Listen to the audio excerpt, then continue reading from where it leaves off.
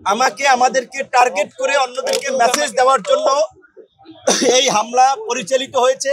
তাই আমি অন্যান্য রাজনৈতিক দল, গণ অভ্যুত্থানের আন্দোলনকারী নেতৃবৃন্দকে বলবো, আপনারা যদি পরবর্তী সিরিয়ালে পড়তে না চান, এই ঘটনায় যেই জড়িত থাকুক, যত বড় ক্ষমতাধর ব্যক্তি জড়িত থাকুক, তাকে বিচারের মুখোমুখি করতে হবে, চাকরিচ্যুত করতে হবে।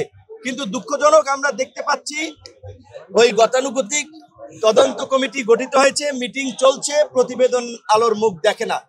এই যে প্রায় 35 দিন হয়ে গেছে, একটা বিচার বিভাগীয় তদন্ত কমিশন করেছে, তাও তাদের কর্মকাণ্ড কিন্তু আমরা গাফিলতি দেখতে পাচ্ছি।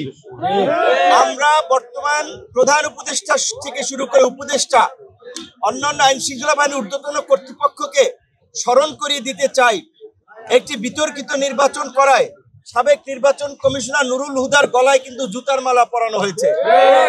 সাবেক প্রধান বিচারপতি বাইতুল মোকাররম ইমাম পালিয়ে গেছে দেশ থেকে।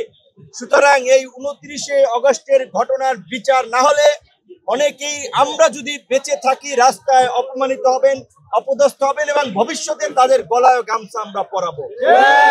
আমরা সরকারকে সহযোগিতা করছি, আমরা এই সরকার দ্বারা কোনো বেনিফিট হই নাই, আমরা সরকারের ভাগ বাটোয়ার অংশীদার হই নাই।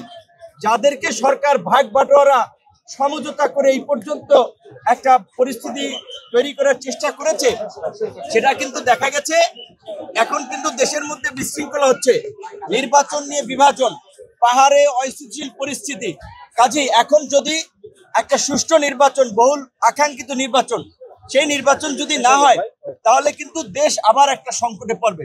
তো সেই সুষ্ঠু নির্বাচন কিভাবে হবে? একটা দলের প্রধানকে যদি এইভাবে আক্রমণ করে তার নেতা কর্মীদের সহ, এবং দেখেছেন তারপরে আমাদের শ্রমিক অধিকার পরিষদের সভাপতি, তাকেও আক্রমণ করেছে গাজীপুরে, তাহলে কি হচ্ছে?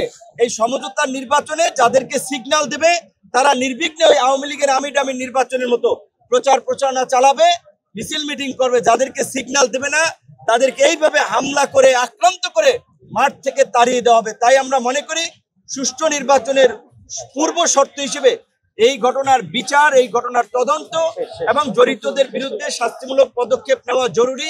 অন্যথায় আগামীতে যে সুষ্ঠু নির্বাচন হবে সেটা আমরা বলতে পারি না।